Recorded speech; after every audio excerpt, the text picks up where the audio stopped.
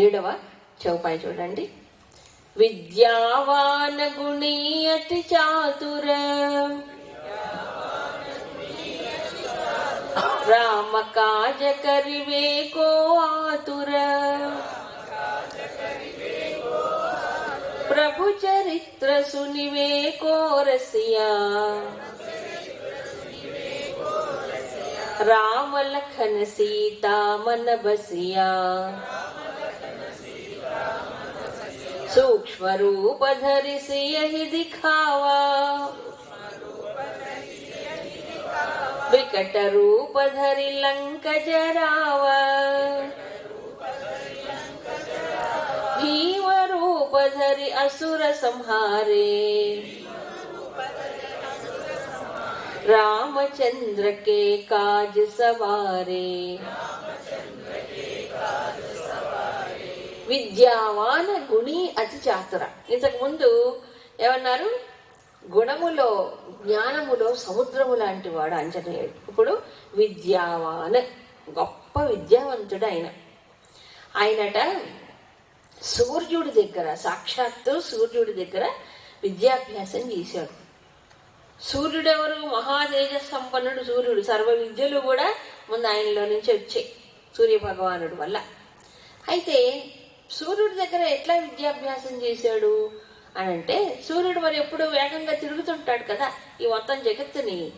అందుకని ఆంజనేయ స్వామి వెళ్ళి అడిగితే, నేను ఎప్పుడు సంచారం చేస్తుంటాను, నా దగ్గర ఎలా చదువుకుంటావయ్యా అంటే, నేను చదువుకుంటానండి, నన్ను శిష్యుడిగా స్వీకరించమన్నాడు. అలా సూర్యుడు ఈ జగత్తు పర్యటన చేస్తూ ఉంటే ఉదయాద్రి మీద ఒక కాలు, హస్తాద్రి మీద ఒక కాలు, 2 ఉదయం ఉంటుంది కదా, 2 కాళ్ళు పెట్టి ఆయన ఎడు తిరిగి ఈయన అడు తిరిగేవాట. అలా తిరిగి సర్వ విద్యలు ఆయన దగ్గర నుంచి నేర్చుకున్నాడు. ఆ విద్యను సూర్యుడి నుంచి నేర్చుకున్నాడు. ఆ సూర్యుడిలో ఉండే జ్ఞానశక్తి ఏదైతే ఉందో అదంతా ఆయనలో ప్రవేశించింది. ఆ శక్తియే సువర్చల. కొన్ని సంహితల్లో ఆంజనేయ స్వామిని సువర్చలాదేవికి వివాహం చేసినట్లుగా మనకు కనిపిస్తాయి. సువర్చల సహిత ఆంజనేయ స్వామిని కూడా ఆరాధించే పద్ధతి ఒకటి ఉంది. ఎవరి సువర్చల అంటే సువర్చస్సు. ఆ వర్చస్సు ఎక్కడి నుంచి వచ్చింది ఆయనకి? సువర్చస్సు. అది కూడా సుష్టు. ఎక్కడి నుంచి? హనుమంతుడి నుంచి, సూర్య భగవాను నుంచి వచ్చిందట. అదే బ్రహ్మ తేజస్సు. ఆ తేజస్సే ఆయన పత్నిగా చెప్తారు. సో పత్ని అంటే ఏంటి? ఆయన ఎప్పుడు వీడకుండా ఆయనలో భాగమే ఉంటుంది. ఎవరు? సువర్చల. ఎక్కడి నుంచి వచ్చింది? సూర్యపుత్రిక అన్నారు. అంటే సూర్యుడిలో వచ్చినట్టు ఉన్న తేజస్సు, శక్తి ఏదైతే విద్య ఉందో అది ఆయనలో వచ్చింది. కాబట్టి సువర్చల సహిత ఆంజనేయుడిని కూడా మనం కొన్ని సంహితల్లో చూస్తాం. కాబట్టి విద్యావాన. ఎన్ని విద్యలు? అబ్బో, ఆయనకి రాని విద్య ఏంటండి? ఆయనకి చతుర్వేదములు అధ్యయనం ఆయన కరతలామలకములట. నవ వ్యాకరణములు ఆయనకి ఇలా అవపాసన పెట్టిన వాడట ఆయన. అన్ని విద్యలు అంటే విద్యా స్వరూపుడే హనుమంతుడు వాడు. వాక్ స్వరూపుడు హనుమంతుడు వారు. అందుకు విద్యార్థులందరూ హనుమంతుడిని ఆరాధిస్తూ ఉంటారు. అందుకని అన్ని విద్యలు కలిగిన వాడు కాబట్టే ఆంజనేయ స్వామిని మొట్టమొదటిగా శ్రీరామచంద్రుడు అక్కడ ఋషిముఖ పర్వత ప్రాంతం సమీపంలో చూస్తాడు. మొట్టమొదటి కలయిక అక్కడే జరిగింది, రాముల వారికి హనుమంతుల వారికి. అప్పుడు ఎలా కలిగింది అని అంటే, సుగ్రీవుడు హనుమంతుడిని పంపిస్తాడు. ఎవరో 2 మహావీరులు వస్తున్నారు ధనుర్బాణాలు పట్టుకొని. వాళ్ళ ఆకృతి చూస్తుంటే వాడు బలశాలులని, శక్తివంతులని అనిపిస్తుంది. వాలి ఏమైనా నన్ను చంపడానికి పంపలేదు కదా అని నాకు సందేహం కలుగుతుంది. వాళ్ళు ఎవరో కొంచెం తెలుసుకొని రావయ్యా అని హనుమంతుడిని పంపిస్తాడు.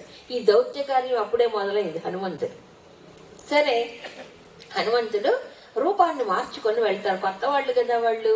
అందుకని సన్యాస రూపంలో వెళ్తాడు. అంటే ఒక బ్రాహ్మణి రూపంలోనే సన్యాసుడు వెళ్ళిపోతాడు. వానరుడిగా వెళ్ళరు ఆయన.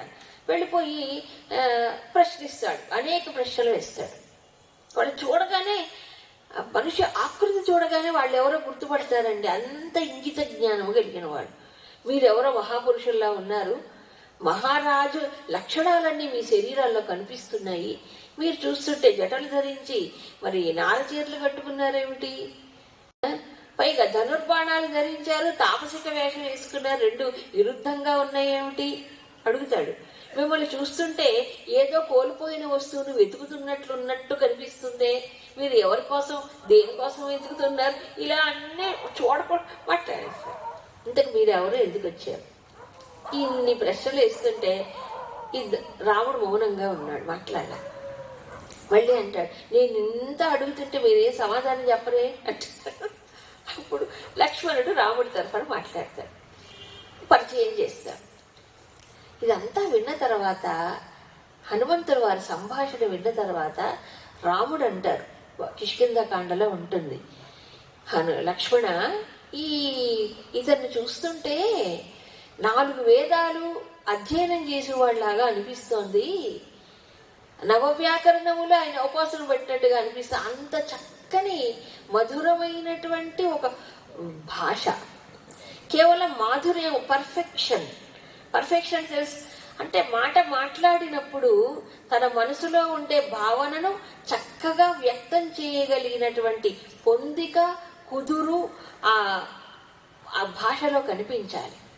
అది ఎవరిలో కనిపిస్తుంది అంటే సంస్కార సంపన్నుడైనప్పుడే అది కనిపిస్తుంది. కాబట్టి ఆంజనేయ స్వామి ఎవరు అనంటే ఇన్ని శాస్త్రములు చదువుకోవటంతో పాటు చక్కని సంస్కార సంపన్నుడు.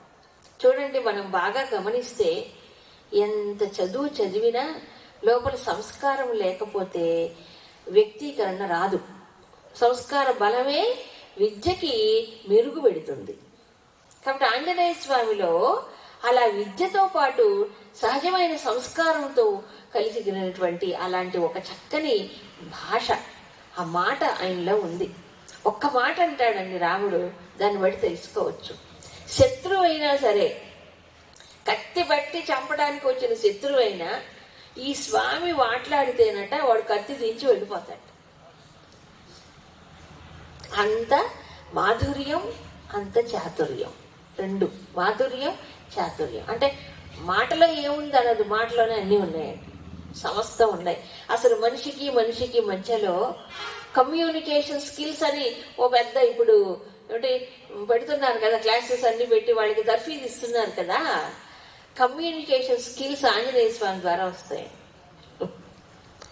ఆంజనేయ స్వామి ఉపాధి చదువుకుంటే చాలు, ఇంకేం అక్కర్లేదు నిజానికి. అందుకని ఒక శాస్త్ర జ్ఞానంతో పాటు వాక్ చాతుర్యం, వాక్కులో ఆ గంభీరత, ఎవరితో ఎప్పుడు ఎంతవరకు మాట్లాడాలి, ఎలా మాట్లాడాలి, ఏ సందర్భంలో ఏం చెప్పాలి, ఎవరికి చెప్పాలి, ఇవన్నీ మనకి కనిపిస్తాయి ఆంజనేయ స్వామిలో. అందుకే అతి చాతుర్యం కూడా ఉండాలి. కేవలం కండబలం గుండె బలమే కాదు, చాతుర్యం అంటే చతురత, అంటే ఆ సమయానికి ఏం చెయ్యాలి అనేటువంటి ఒక సంఘటన మనం తెలుసుకోవచ్చు. మీకు తెలుసు, సముద్ర లంఘనం చేస్తున్నప్పుడు ఆంజనేయ స్వామి దేవతలందరికీ సందేహం కలుగుతుందంట. ఈ ఒక్కడు వెళ్తున్నాడు వానరుడు, రావణాసురుడు సామాన్యుడు కాడు, మహాబలశారులైన రాక్షసులందరూ ఉంటారు, అసలు లంకలో ప్రవేశిస్తాడా, ఒకవేళ ప్రవేశించిన సీత జాడ తెలుసుకోగలడా, తిరిగి సేఫ్గా మళ్ళీ తిరిగి వస్తాడా, రాముడికి సందేశం వినిపిస్తాడా అని వాళ్ళకి డౌట్ వచ్చిందట దేవతలందరికీను. మరి రావణాసురుడు మామూలు వాడు కాదు, అందుకని సందేహం కలిగి ఇతనికి నిజంగా శక్తి ఉందా అని ఓ పరీక్ష పెట్టాలనుకున్నారు.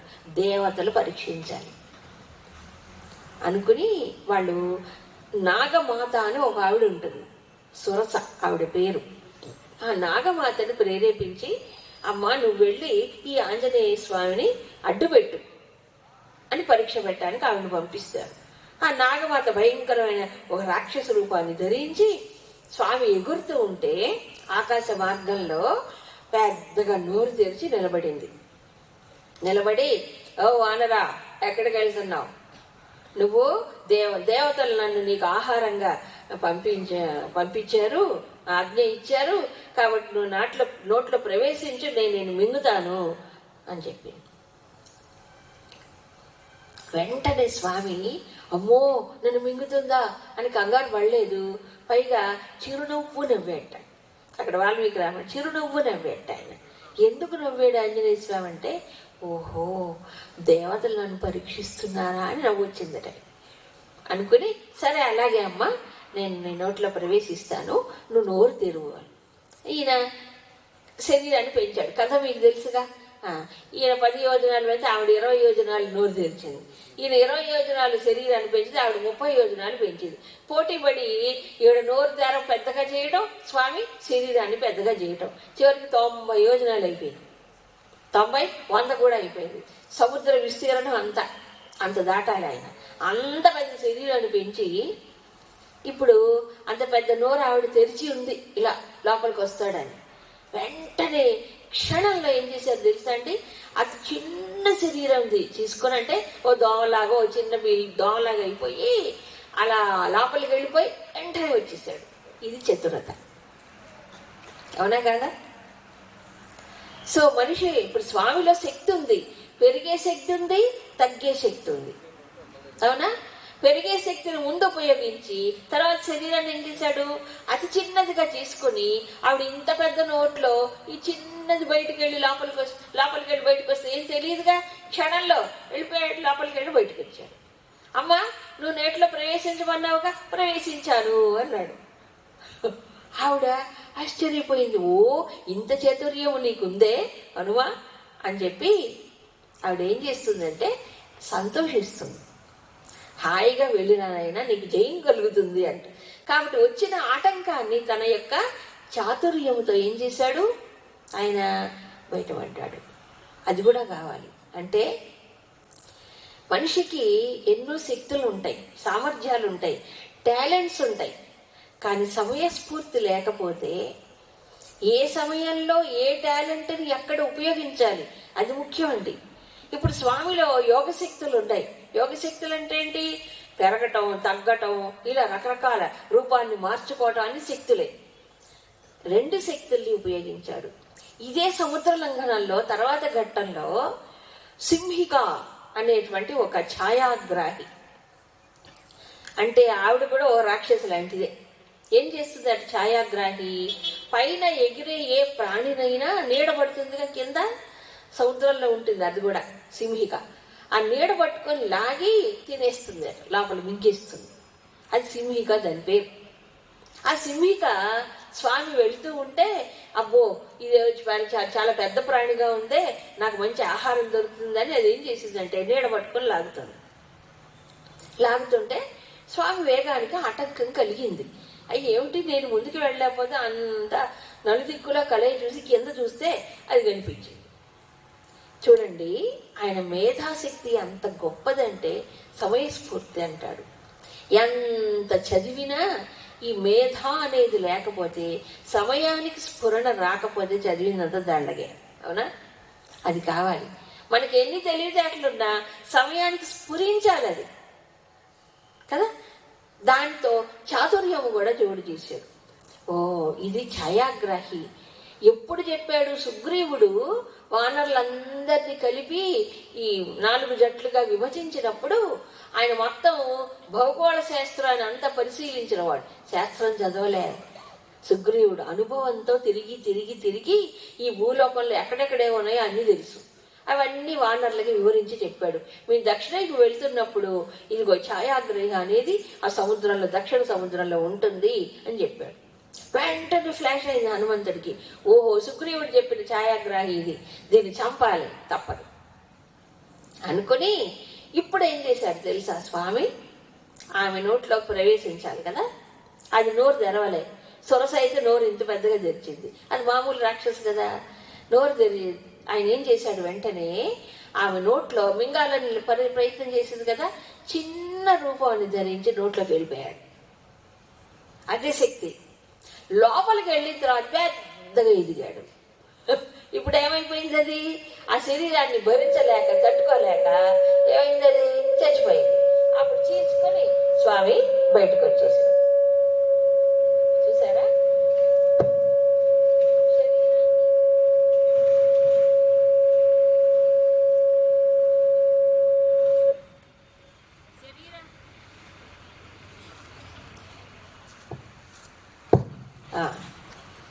2 టాలెంట్స్, 2 యోగ శక్తులు ఉన్నాయి. ఒకటి శరీరాన్ని పెంచటం, శరీరాన్ని సంక్షిప్తం చేయటం, కుదించటం.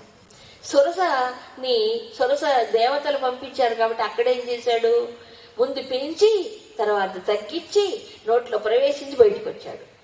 సింహికని చంపేటప్పుడు ఏం చేశాడు, శరీరాన్ని తగ్గించి లోపలికి వెళ్ళి పెద్దది చేసి దాన్ని చీల్చుకొని బయటకు వచ్చేసాడు.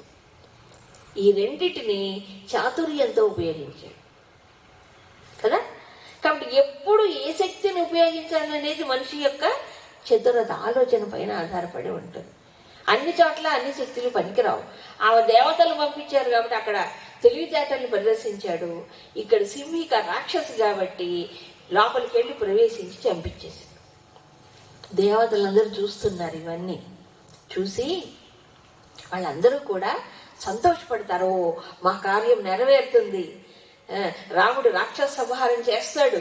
చెయ్యాలంటే ఎవరు ఏం కావాలి, ఇప్పుడు సీతామాత జాడ తెలియాలి. తెలుసుకోవాలంటే ఆంజనేయ స్వామి లంకలో ప్రవేశించాలి కదా. అది వాళ్ళు పెట్టిన పరీక్ష. దేవతలందరూ సంతోషించి అప్పుడు వాళ్ళు ఆంజనేయ స్వామిని ఆశీర్వదించి ఒక మాట అంటారట. యస్యత్వేతాని చత్వారి వానరేంద్ర యథా తవ దృష్టిర్ ధృతిర్మతిర్దాక్ష్యం సకర్మసు నసీదతి. ఓ వానరేంద్ర, నీలో ఎలాగైతే ఈ 4 ఉన్నాయో, ఎవరిలో అయితే ఈ 4 ఉంటాయో వాళ్ళు కర్మలలో ఎప్పుడూ కూడా నష్టపడరంటే కృంగిపోరు. కర్మల్లో ఎప్పుడు ఉన్నతంగా ఎదుగుతారు కర్మ చేసేటప్పుడు. ఏమిటా 4? దృష్టి, ధృతి, మతి, దాక్ష్యం 4 ఉంటాయి. ఒకటి దృష్టి అంటే ఏంటి, విజన్. వీడంటే ఇది కాదు, ఈ విజన్ కాదు, మెంటల్గా మానసికమైనటువంటి విజన్. అంటే నేను ఈ పని ఎందుకు చెయ్యాలి, దీని యొక్క లక్ష్యం ఏంటి, ఎందుకు ఈ పని చెయ్యాలి, ఎలా చెయ్యాలి, ఒక విజన్ ఉండాలి. పని చేసే ముందు ఒక విజన్ ఉండాలి. అందుకే మిషనరీ అంటారు. మిషనరీస్కి విజనరీ అంటే విజన్ ఉండాలి. ఎందుకు నేను ఈ కర్మ చెయ్యాలి అనేది ముఖ్యం. ఎందుకంటే సరి అయిన విజన్ లేకపోతే ఆ చేసే కర్మలో కూడా అన్ని అవకతవకలు అయిపోతాయి. అసలు లక్ష్యాన్ని మర్చిపోయి ఏదేదో చేస్తూ ఉంటారు. విజన్ ముఖ్యం ఒకటి. రెండవది ధృతి అంటే స్టెడ్ ఫాస్ట్నెస్ అంటారు. అంటే ఒక రకంగా ఎన్ని ఆటంకాలు వచ్చినా, అవరోధాలు వచ్చినా దాన్ని అధిగమించేటువంటి ఒక శక్తి, దాన్ని ధృతి అంటారు. ధృతి మనకి భగవద్గీతలో సాత్విక, రాజసిక, తామసిక ధృతుల గురించి చెప్పారు. 42 ధృతి అంటే. ఆ ధృతి అనేటువంటిది మనిషిని ఉత్సాహంతో ముందుకు పోవడానికి సహాయపడుతుంది. అది కావాలి. ఇక మూడవది మతి. మతి అంటే ఏంటి, మామూలు బుద్ధి కాదు. అందరికీ బుద్ధి ఉంటుంది, బుద్ధి లేనివాడే కూడా అందరికీ ఉంటుంది. ఆ బుద్ధిని ఏం చేయాలి, సక్రమంగా ఉపయోగించాలి. బుద్ధి అంటే వివేకం. ఇక్కడ మతి అంటే ఏంటి, వివేక బుద్ధి కావాలి. వివేక బుద్ధి అంటే ఏంటి, విచక్షణ అనేది కావాలి. రెండిటి మధ్యలో ఏది ముఖ్యం, 2 సందర్భాలు వచ్చిన ఏది ముఖ్యమో తెలుసుకోవాలి. అక్కడ ఇందాక చెప్పాను నేను, సుగ్రీవుని అనుసరించాడు కానీ వాలిని పట్టుకోలేదు. వాలి దుష్టుడు కాబట్టి. ధర్మాత్ముడైన ఈయన రాముడు పరిచయం చేసి రాముడు వదలనే లేదు ఆయన కదా. ఏముంది అప్పుడు ఆయనలో, మతి అంటే వివేక బుద్ధి కావాలి. ఎవరిని నేను ఆశ్రయించాలి అనేది. విభీషణుడి విషయంలో కూడా ఆయన అలాగే చేశాడు. అది చెప్పుకున్న తర్వాత దాక్ష్యం అంటే దక్షత, సమర్థత. సో ధృతి, దృష్టి, మతి, దాక్ష్యం, దక్షత, ఈ 4 ఉన్నప్పుడు వాళ్ళు కర్మలలో ఫెయిల్ గారంటే ఏంటి, కర్మ ఏది చేసినా ఎంత చేసినా దానివల్ల వాళ్ళు మేలును పొందుతారు తప్ప నిరాశ, నిస్పృహలు అనేవి వాళ్ళ దారి చేరవు అని దేవతలందరూ కూడా ఆశీర్వదిస్తారు. ఆ సమతుల్యత అనేది ఈ ఉంటేనే కర్మలు అనేవి అతనికి మేలు చేస్తాయి. తాను చేసిన కర్మ ముందు తనకి తృప్తిని ఇవ్వాలి కదా, ఆత్మతృప్తిని ఇవ్వాలి. అది ముఖ్యం. తన మనసు హాయిగా ఉండాలి ఆ కర్మ చేసిన తర్వాత. అంతేగాని టెన్షన్కి ఇదే నలుగురు వాళ్ళని తిట్టి వీళ్ళని తిట్టి వాళ్ళ ఏం ప్రయోజనం లేదు దీనివల్ల. సరే, ఇంకోటి ఏంటంటే ఆయన రామకాజ కరివేకో ఆతుర, రామకార్యాన్ని నెరవేర్చాలి అని ఎప్పుడు ఆతృత పడుతూ ఉంటాడు. రామకార్యము నెరవేర్చాలని ఆతురత కలిగిన వాడు ఆయన అవతారమే అది అందుకు వచ్చింది. అంటే ఏమండి ఆతృత ఉండొచ్చా? ఉండాలి. ఎప్పుడు ఒక మహాత్ముడికి ఆయన దాసుడై నేను రామకార్యం నెరవేర్చాలి అని రాముడే పంపించాడు కదండి. ఆయనకి అంకితం అయినప్పుడు అది చెయ్యాలి అనేటువంటి ఒక ఆతృత కలుగుతుంది. మన గురుదేవుల విషయం చెప్తా, సమయం వచ్చింది కాబట్టి. తపోవన స్వామి వారి దగ్గర విద్యాభ్యాసం అయిపోయి బ్రహ్మ విద్య శివానందుల వారి దగ్గర దీక్ష ముందే తీసుకున్నారు. భారతదేశం అంతా పర్యటన చేయమంటారు స్వామి తపోవనం వారు. ఆయనకి గంగా నదిని చూడగానే గొప్ప ప్రేరణ కలిగిందట. ఏం ప్రేరణ అంటే, నేను నేర్చుకున్న ఈ విద్యని ఈ అనుభవాన్ని నాలో ఉంచుకోవడం కాదు, ఇది అందరికీ తెలపాలి ఈ విద్యని ఈ జ్ఞానాన్ని. ఎందుకంటే ప్రజలందరూ అనేక సంవత్సరాలు దాస్యంలో మగ్గిపోయి మన సంస్కృతి మన సంప్రదాయం మన శాస్త్రాలు ఏమున్నాయో తెలియక దాస్యం బతుకుతున్నాం. మన మీద మనకు గౌరవం లేదు, మన శాస్త్రాల గురించి మనకు తెలియదు, మన సంస్కృతిలో ఉండే గొప్పతనం లేదు. అలా మగ్గిపోయి ఉన్న రోజుల్లో ఇంకా స్వాతంత్రం రాలేదు అప్పట్లో మనకి. ఆ తరుణంలో జస్ట్ అప్పుడే వచ్చింది. అప్పుడు ఆయన అంతా పర్యటించిన తరువాత దృఢపడిందట. ఆ అభిప్రాయము ఆ సంకల్పం దృఢమైంది ఆయనకి. అందుకు తపోవన్ మహారాజు వెళ్ళి రమ్మన్నారు. అలా అంత పర్యటన చేసిన తర్వాత అప్పుడు ఇంకా దృఢమైనటువంటి ఇది కలిగి, అయ్యో నా ప్రజలు నా దేశీయులు ఇలా మగ్గిపోతున్నారే అంటే తమని తాము ఆత్మవిశ్వాసం కోల్పోయిన బ్రతుకులం ఆ రోజుల్లో.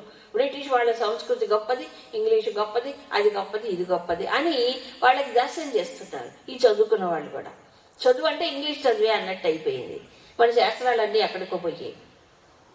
కాబట్టి ఇప్పుడు ఈ దేశానికి ఆత్మవిశ్వాసం కలిగించాలంటే ఎలా కలిగించాలి అంటే, మన సంస్కృతి ఉండే గొప్పతనం మన శాస్త్రాల్లో ఏముందో అది బయటికి తీసుకురావాలి, అది అందరికీ అందజేయాలి. ముఖ్యంగా విద్యాధికులైనటువంటి వాళ్ళు కూడా దాస్యంలో ఉన్నారు, ఆ దాస్య భావనలో ఉంటారు. కాబట్టి విద్యాధికులైనటువంటి మన భారతీయులకి జ్ఞానం అందాలి అని చెప్పి ఆ పరివ్రాజకంగా చేసిన తరువాత యాత్ర ఆయనకు లోపల చాలా వ్యధ కలిగిందట, బాధ కలిగిందట తమ దేశీయులను చూసి. ఆ అపారమైనటువంటి ఎంత వ్యధ పొందిన తరువాత, వ్యధ ఎవరు పడతారండి? నా వాడు బానిస అయిపోతే నాకు బాధ కలగదా? అవునా కాదా? మన పిల్లలు మరి ఎక్కడో పరాయి పంచల్లో ఉండి ఎలా బాధపడతాం మనం, అలా బాధ కలిగిందట ఆయన. వ్యధపడి దాని కంకణం కట్టుకొని ఎలాగైనా సరే తీసుకురావాలి అని దృఢ సంకల్పంతో బయలుదేరారు. తపోవన స్వామి వారి తర్వాత ఒప్పుకున్నారు. ఇది ఈశ్వరి ప్రేరణే అయ్యుండొచ్చు అని ఆయన కూడా అంగీకరించారు. అంటే 1-2 సార్లు ఖండించారు, కానీ తర్వాత ఆయన కూడా అంగీకరించారు. వ్యధ, బాధ. అలాగే ఆంజనేయ స్వామి నేను రామకార్యం చేయలేకపోతున్నాను బాధ కూడా పడ్డాడు ఆయన ఒకానొక సందర్భం లంకలో. తర్వాత సీతమ్మ జాడి తెలిసింది, కథ అంతా తెలిసిన తర్వాత మరి ఇంద్రజిత్ వచ్చాడు. యుద్ధం చేస్తున్నప్పుడు ఆంజనేయ స్వామిని బంధించి తీసుకుపోయాడు. అయితే ఇందాక మీకు మాట చెప్పా, ఆయన అందరి దేవతా శక్తులు ఆయనలో ఉన్నాయి కదా, ఆయన ఎలా బంధించబడ్డాడు? ఇక్కడ మనం ఒక విషయం చెప్పుకోవాలి. ఇంద్రజిత్ బ్రహ్మాస్త్రాన్ని ప్రయోగిస్తాడు, కానీ నిజానికి ఆయన మీద బ్రహ్మాస్త్రం పనిచేయదు. కానీ ఆయన ఏం చేస్తాడంటే, ఇప్పుడు నా శక్తిని నేను ఉపయోగించకూడదు, కానీ నేను బంధించబడ్డట్టుగానే ఉండాలి అనుకున్నాడు. ఆయన సంకల్పం అది. అందుకని ఆయన కట్టుబడ్డట్టుగానే ఉంటాడు, అంటే కదలకుండా ఉంటాడు. అస్త్రబంధనం అనేది కంటికి కనిపించదు, అందుకని అలా బంధించబడ్డట్టుగా కదలకుండా ఉంటాడు, నిశ్చేష్టుడై ఉంటాడు. అది చూసి మిగతా రాక్షసులందరూ కూడా ఓహో ఇతను బంధించబడ్డాడు అనుకొని పిచ్చివాడు, వాళ్ళకి అస్త్రశక్తి తెలియదు, తెలియక ఏం చేశాడంటే కదలకుండా పడున్నాడు కదా అని చెప్పి తాళ్ళు తెచ్చేసి పెద్ద పెద్ద తాళ్ళు తెచ్చి కడుతున్నాడు. కడుతుంటే ఎప్పుడైతే అస్త్రబంధనాల్లో ఉన్నవాడికి ఆ తాడు తెచ్చి కట్టారు, అస్త్రబంధం అంతా పోయింది, నిజానికి లేదని తాళ్ళు మాత్రం మిగిలాయి. సరే ఆంజనేయ స్వామి అప్పుడు అనుకున్నాడు, మంచిదేలే, నన్ను ఇలా బంధించి వాళ్ళు ఏం చేస్తారు, ఇప్పుడు రావణాసుడి దగ్గర తీసుకువెళ్తారు, అంతేగా, మంచిదే. ఇప్పుడు నా అంతటి నేను లంకలో తిరిగి రావణాసురుడు భవనం ఎక్కడ ఉందో ఎత్తుక్కో, ఇదంతా ఎందుకు, నేను ఇప్పుడు వేస్ట్ కదా. నన్ను వాళ్ళు తీసుకెళ్లారు అనుకోండి రావణాసుడి దగ్గరికి, డైరెక్ట్ గా మాట్లాడడానికి నాకు ఇది ఒక అవకాశం అనుకున్నాడు. చూసారా, అంటే బంధింపబడ్డ రావణాసుడి దగ్గరికి వెళ్ళడానికి నాకు ఒక అవకాశం దొరికింది కదా అని సంతోషపడ్డాడు ఆయన. అంటే ఒక సామెత గుర్తొస్తుంది, in every difficulty there is an opportunity to grow. Positive thinking అంటే ఇది. అంటే ప్రతి కష్టములో కూడా పాజిటివ్గా ఆలోచించేటువంటి వాడు దీని నుంచి నేను ఎలా ఎదగాలి, దీని నుంచి నేను ఏం సాధించాలి, ఏం నేర్చుకోవాలి అని ఆలోచిస్తాడు. అది ఆంజనేయ స్వామిలో ఉండే గొప్ప సుగుణం. సరే మంచిదే, ఈ రకంగా ఆయన రావణాసుడితో ఇంటర్వ్యూ చేసి మాట్లాడొచ్చు అనుకున్నాడు. అదొకటి. చాలా ఉంది కథ దీంట్లో. తరువాత ఇద్దరికి సంవాదం జరిగింది. రావణాసురుడు కోపం వస్తుంది, నువ్వు ఆ లంకలో ఎందుకు ప్రవేశించావు, అది ఇది అని చెప్పేసి అతనికి దండన విధించాలి అనుకుంటాడు. మధ్యలో సంవాదం చాలా జరిగింది. ఏంటి దండన విధించాలి, తోక ఇష్టము అనరుడికి తోకకు నిప్పంటించేసి లంకలో తిప్పి ఇతనికి శాస్తి చెయ్యాలి, ఇంకొకడెవడు ఇక్కడికి రాకుండా అని చెప్పి నిప్పంటించారు. తర్వాత తిప్పుతూ ఊరేగిస్తున్నారు లంకలో నిప్పంటించినటువంటి తోకతో ఉన్న ఆంజనేయుడిని. అప్పుడు కూడా ప్లస్ ఛాన్స్ దొరికింది, బంధింపబడి ఉన్నాడు కదా. అప్పుడు అందరూ అతన్ని ఎంత హేళన చేస్తారంటే లంకావాసులు ఎక్కిరించడం ఉమ్మేయటం ఎన్ని చేశారో అన్ని చేశారు. ఏమి పట్టించుకోలేదండి ఆయన. మనం ఒక్క మాట అంటే ఉడికి చచ్చిపోతాం, అవునా? ఏమి పట్టించుకోలేదు. ఆయన దృష్టిలో ఎవరున్నారు తెలుసా? ఒక్క రాముడే ఉన్నాడు. పైగా కొడుతున్నారు, తంతున్నారు, ఎగురుతారు, ఎంత చేశారంటే అంత చేశారు ఆయన శరీరం పైన. ఎవరు? లంకావాసు రాక్షసులు. అసలు ఆయన ఏమన్నా లోపల వాల్మీకి రావణలో ఉంది, అసలు నాకు శ్రమే కలగట్లేదు అంటాడు. కించిత్ శ్రమ కూడా నా మనసుకు కలగట్లేదు. గుర్తుపెట్టుకోండి, మనసుకు శ్రమ లేకపోతే మనిషికి ఇబ్బందే లేదు. మన శ్రమ అంతా మానసికమే. ఎందుకంటే ఒక మాట చెప్తా, మనం శరీరం అలసిపోయింది అనుకోండి, 1 గంట 2 గంటలు నిద్రపోతే రిలాక్స్ అయిపోతాం, మహా అయితే 1 పూట పడుకుంటాం. ఈ మానసిక శ్రమ ఉంది చూశారు, అదే మనిషికి అసలు శ్రమ. మెంటల్ ఫెటీగ్ అంటారు దీన్ని. ఈ మానసిక శ్రమ వల్ల మనిషి కొంచెం చేసిన అబ్బా అబ్బా అబ్బా అబ్బా అంటుంటాడు. నేను ఇంత చేశా అయిపోతుంటాడు. ఇది మెంటల్ ఫెటీగ్ అంటారు. ఇంత చేసిన ఆంజనేయ స్వామి నాకు శ్రమే కలగట్లేదంటాడు. ఎందుకు కలగట్లేదు తెలుసా? ఆయన దృష్టి రామకార్యం పైన, రాముడి పైన ఉంది. ఎప్పుడైతే రామకార్యం పైన దృష్టి ఉందో దీన్ని కూడా మంచి అవకాశంగా ఉపయోగించుకోవాలి అని అనుకున్నాడు. ఏమిటి తెలుసా? వీళ్ళందరూ చక్కగా వెళ్తుండగానే నన్ను ఈ లంకాపురంలో తీసుకువెళ్ళి ఊరేగిస్తున్నారు. నేను లంకలో చీకటి పడే టైంలో ప్రవేశించాను. లంకా నగరాన్ని పరీక్షించడానికి నాకు అవకాశం దొరకలే. ఇప్పుడు వీళ్ళంతటి వీళ్ళే వీధి తిప్పుతున్నారు నన్ను. ఎంత చక్కగా లంకా నగరంలో ఉండే విశేషాలు, రహస్యాలు నేను తెలుసుకొని రేపు రాబోయే రామరావణ యుద్ధంలో వీటన్నిటినీ ఉపయోగించుకోవచ్చు. ఇది చాతుర్యం కాదా? ఇది మేధాశక్తి కాదా? ప్రభు ఆయన రామ కార్యం నెరవేర్చడంలోనే ఎప్పుడు ఉంది దృష్టి ఆయనకి. నా శరీరానికి ఏం జరుగుతోంది, నన్నేమంటున్నారు, మనం అయితే అదే చేస్తాం, అన్నిటికీ ఏడుచుకుంటూ కూర్చోండి కదా. ఒక మాట అంటే నేను ఇంక రాను, నేను ఇంక చేయను, ఒక మాట ఎవరైనా అంటే ముడుచుకొని పోతుంటారు, అలిగిపోతుంటారు. అవునా? మన ఇంట్లో పనులే, లోకాన్ని ఉద్ధరిస్తాను చెప్పండి. ఇది పాజిటివ్ థింకింగ్. ఎటువంటి పరిస్థితుల్లో డిసప్పాయింట్మెంట్కి లోను కాకపోవడం, నిరాశ నిస్పృహలి లోను కాకపోవడం. ఎంత అవమానకరమైన పరిస్థితి చూడండి, ఊహించుకోండి ఒక్కసారి ఆ పరిస్థితిని. బంధింపబడటం, తోకకు నిప్పంటించటం, ఉమ్మేయడం, కొట్టడం, తన్నటం, అవమానించటం, ఇవేమి ఎవరైనా సామాన్యమా? ఒక్కసారి స్వామిని ఊహించుకోండి కదా. ఎందుకు? రామకాజ కరివేకో ఆతుర. రామకార్యం నెరవేర్చడంలోనే ఆయనకు ఆతృత ఉంది కాబట్టి అన్నిటినీ అవలీలగా భరించాడు, సహించాడు. దీన్నే తితిక్ష అంటారు.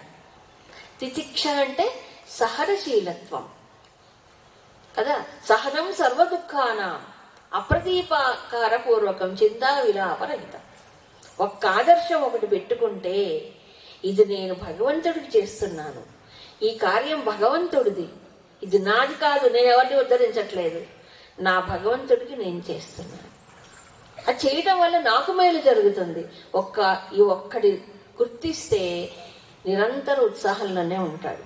ప్రతిదానికి కృంగిపోడు, బెదరడు, చెదరడు, ఆవేశపడడు. ఇది స్వామిలో ఉన్నటువంటి ముఖ్య లక్షణం.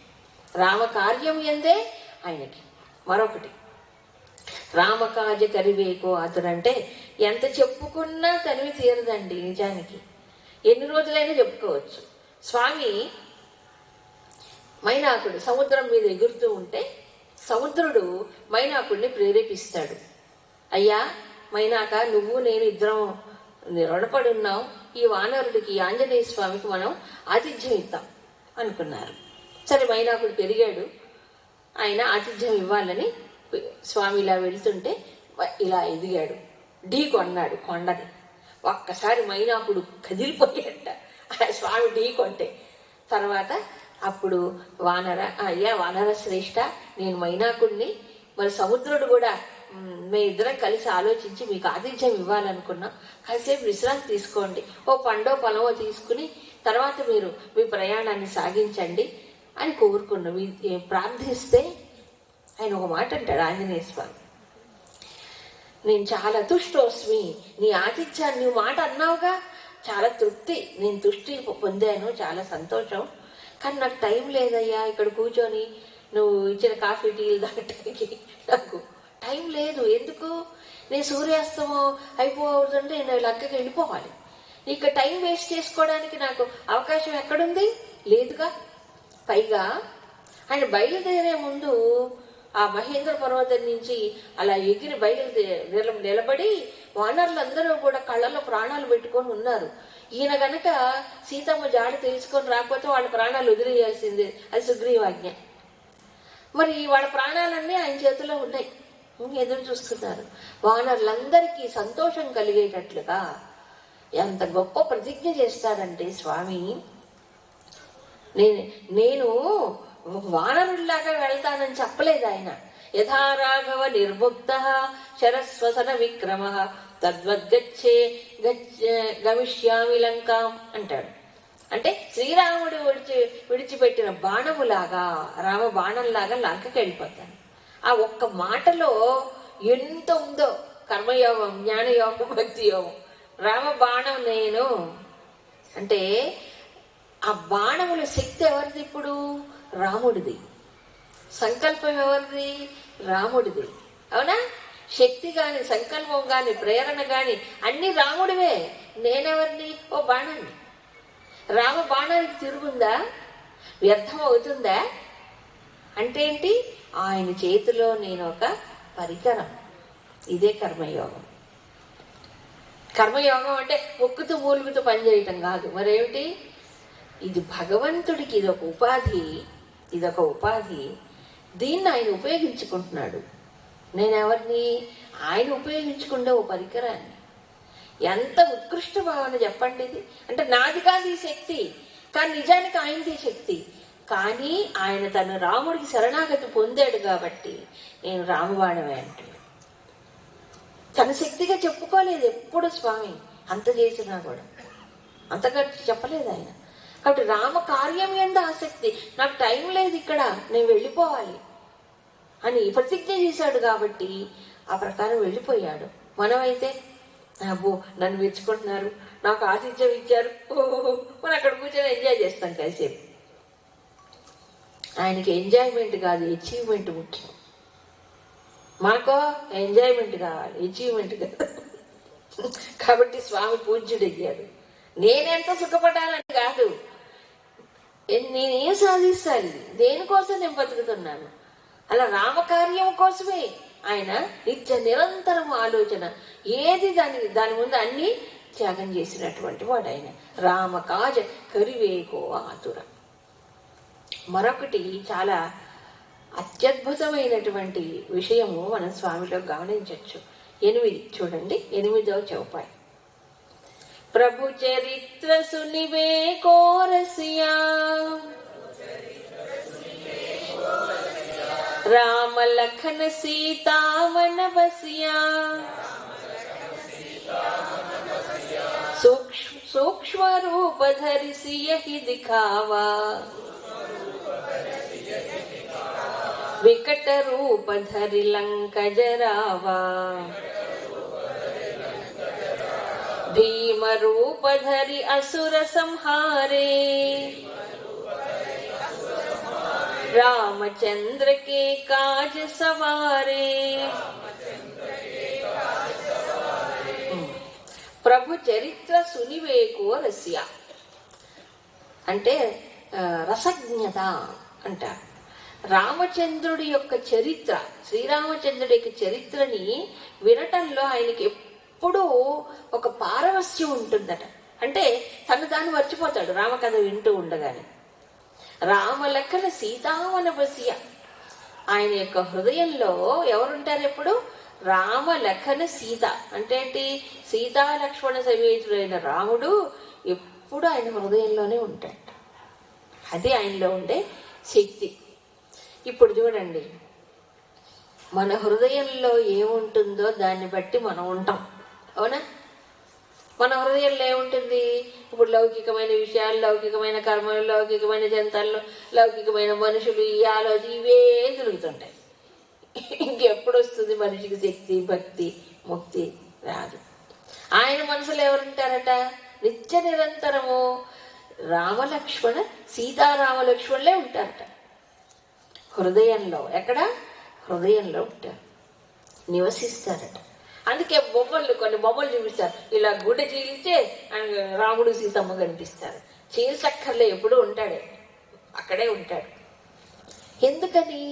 ఇప్పుడు మనం ఉపాసన మంత్రాలు యంత్రాలు చెప్తుంటారు కదా, ఉపాసన మంత్రాలు. అసలు ఉపాసన అంటే ఏంటండి? ఎదురుగా కూర్చోవడమా? కాదు. మనస్సు ఆయన దగ్గర ఉంచటం, ఆ భగవంతుడి దగ్గర ఉంచటం మనస్సు. అంటే మనసులో ఎవరిని పెట్టుకోవాలి? ఇప్పుడు నా ఇష్టదైవాన్ని పెట్టుకోవాలి. ఎప్పుడు రోజుకి ఎంతసేపు అండి? ఎన్ని మాలలు జపం చేయాలండి? ఎన్ని రోజులు చేయాలండి? ఎప్పుడు సిద్ధి వస్తుందండి? ఇది అడుగుతుంటారు. నీకు మాలలు లెక్కలేదు, కౌంట్ లేదు, మరేమిటి? నీ దైవం ఎవరైతే ఇష్టదైవం నీ మనసులో నిలిచేదాకా చెయ్యి. అది నిలుపుకోవడం ముఖ్యం కదా. ఇప్పుడు ఇంకొక చిన్న లాజికల్గా మనం మాట్లాడుకుందాం. మనకి ఇష్టమైన వాళ్ళు ఎవరైనా, మీకు బాగా ఇష్టమైన వాళ్ళు మీరు మనసులో తలుచుకుంటారా లేదా? ఇష్టమైన వాళ్ళు ఎందుకు? మీకు ఇష్టమైన వాళ్ళని తలుచుకోవడం కష్టం కాదు. మరి సీతారామ లక్ష్మణులు అంటే ఎంత ఇష్టమో ఆంజనేయ స్వామికి, అందుకే ఎప్పుడూ హృదయంలోనే ఉంటారు. కాబట్టి భగవంతుడి యందు ప్రేమని, ఇష్టాన్ని పెంచుకోవాలి. మనం నా వాళ్ళని భార్య, పుత్రులు, స్నేహితులు వీళ్ళపైన ఎంత మమకారం, ప్రేమ, ఇష్టం పెంచుకుంటామో ఈ లౌకిక సంబంధాల పైన, అంత ప్రేమని, ఇష్టాన్ని మన ఇష్టదైవం పైన పెంచుకుంటే మన హృదయంలోనే ఉంటాడు. కాబట్టి మనం నిలుపుకోవాలి తప్ప ఆయన వచ్చి కూర్చో అక్కడ హృదయంలోనే ఉంటాడు. కాబట్టి ప్రభు చరిత్ర సునివేకో రస్య. ఆయన అందుకే రామకథ వినడంలో ఆయనకి విసుగుండదట, ఎప్పుడూ వినాలనే ఉంటుందట. ఒక పారవస్యం. అందుకే బాష్ప వారి పరిపూర్ణ లోచన కదా. మారుతిము నమత రాక్షసాంతకం ఎత్ర ఎత్ర రఘునాథ కీర్తనం. అది ఆయన గురించి ప్రత్యేకంగా చెప్పుకుంటాం. రామచరిత్ర వినడానికి ఆయన ఎప్పుడూ సంసిద్ధంగానే ఉంటాడు. చిట్ట చివరిగా రాముణ్ణి వరం కోరుకుంది కూడా అదే. ఆయన నేను ఈ భూమి పైన ఉన్నంత కాలం నాకు నీ చరిత్ర నేను వింటూనే ఉండాలి. ఎట్లా వింటాడు అంటే ఎప్పుడు రామచరిత్రని ఆ పైన గంధర్వులు వాళ్ళు గానం చేస్తుంటారట, అది ఆయన వింటారట ఆంజనేయ స్వామి. కాబట్టి ఎక్కడ రామకథ వినిపిస్తే ఈ భూలోకంలో కూడా అక్కడ అవ్యక్త రూపంలో స్వామి ఉంటాడని ఇప్పటికీ నమ్ముతారు. వాళ్ళు వినటంలో ఆయనకంత ఆసక్తి. ఇప్పుడు చూడండి, పిచ్చి పిచ్చి కథలు, పిచ్చి పిచ్చి సినిమాలు, ఏదో యూట్యూబ్లో గొట్టంలో ఏవో పెడుతుంటారు చూడండి. అవి వినాలని చూడాలని ఎంత ఆసక్తితో. అదే మరి రామాయణం భారతం ఉంటాయి, మాకు తెలుసండి, మాకు రామాయణం తెలుసులేండి. ఏం తెలుసు? జంతకాయ పులుసు ఏం తెలుసు రాముడి కథలో? మనకి ఏమి తెలియదు. తెలుసు అనుకోవడం అంత అజ్ఞానం ఇంకోటి లేదు. ఎంత చదివితే, ఎంత మధిస్తే దాంట్లో అంత అమృతం దొరుకుతుంది. ఎప్పుడు దొరుకుతుంది. ఎప్పుడు చదివినా మీకు కొత్త విషయాలు గోచరిస్తూనే ఉంటాయి. రాముడు ఎలాగో రామకథ అలాంటిది. కాబట్టి ఆంజనేయ స్వామి ఆ అమృతాన్ని పానం చేయడానికి ఎప్పుడు ఇష్టపడతాడు. ఏమంటే విషం ఇష్టపడతారా? మీరు అమృతాన్ని ఇష్టపడతారా? కదా. ఇదే మాట మన తెలుగు కవి సామ్రాట్ విశ్వనాథ్ వారు ఒక మాట అంటారట. ఎవరో విశ్వనాథ వారు కల్పవృక్షం రాస్తారు, రామాయణ కల్పవృక్షం రాస్తే ఎవరు అడిగారట, ఏమంటే రాసిన కదే మళ్ళీ రాయటం ఎందుకు? 3 మంది రామాయణం రాశారు కదా, మళ్ళీ ఎందుకు అంటే ఆ మూర్ఖత్వం ఆయనకు అర్థం కాదు. మహాకవి కదా. ఏం రా, రోజుకు తిన్నానమే 3 సార్లు తింటున్నావా లేదా? నీకేం విసుగు పుట్టట్లేదా? తింటున్నా కదా రోజుకి, విసుగు పుట్టట్లా? అందుకని రాసితే రామకథే రాయాలట. రాస్తే రామకథే రాయాలి, ఇంకో కథలో అంత రుచి ఉండదు. అందుకు దాన్ని కల్పవృక్షం అని పెట్టాడు. చేస్తే రామనామమే చెయ్యాలి, వింటే భారతం వినాలి, తింటే గారె తినాలి అని మన తెలుగు వాళ్ళు సాగుతూ పెట్టేట్టు ఆయన ఏమన్నాడు, రాస్తే రామకథే రాయాలి రాయన, అప్పుడు నీ జన్మధన్యం అవుతుంది. ఆ రామకథలో అంత అమృతం ఉంది, రామనామంలో అంత శక్తి ఉంది. అందుకు మనం తరించడానికి ఇది. ఆయన గొప్ప విశ్వనాథ్ వారు రామభక్తుడండి. రాముడు ఉపాసన చేసినటువంటి వారు, లేకపోతే సాధ్యం కాదు.